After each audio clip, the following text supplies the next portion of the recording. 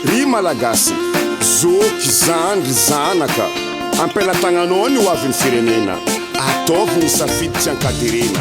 Mesdames et messieurs, le processus électoral à Madagascar suit son cours. Nous sommes actuellement dans la phase préélectorale où trois tâches majeures incombent à la CENI. Premièrement, le renforcement de capacité de la CENI et des acteurs au processus électoral. Deuxièmement, la révision du cadre légal.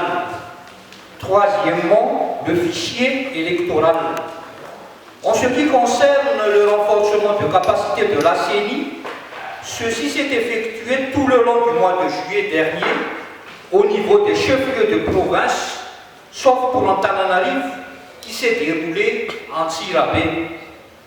Nous sommes actuellement en train de réfléchir sur la formation des acteurs au processus électoral. En ce qui concerne la révision du cadre légal, les recommandations de la CENI ont été transmises aux autorités par deux occasions. La première, c'était lors de la transmission du document stratégique sur la révision du cadre légal.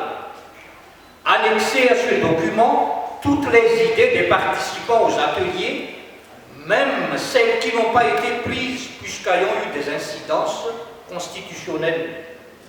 La seconde, c'était le résultat des travaux effectués par la commission de réflexion sur la révision du cadre légal, pour dire que la CENI a aussi accompli sa mission au niveau de ce point. Enfin, à propos du fichier électoral, après l'arrêtage définitif de la liste au 15 avril dernier, les listes ont été imprimées et envoyées à tous les Fouktans de Madagascar.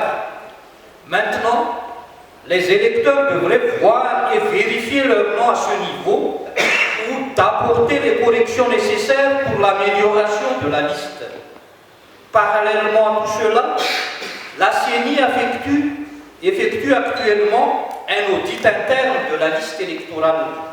Au mois d'octobre de cette année, un expert international va examiner le fichier électoral et d'apporter des recommandations pour perfectionner la liste. Au 1er décembre, nous allons entamer une autre révision de la liste électorale, au cours de laquelle la CENI va redoubler de vigilance pour parfaire celle-ci.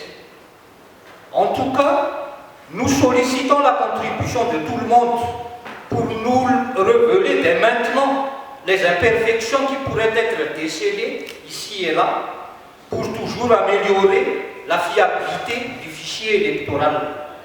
Pour finir, la CENI confirme ses dispositions à promouvoir la transparence dans la gestion du processus électoral pour assurer des élections crédibles et acceptées par tous.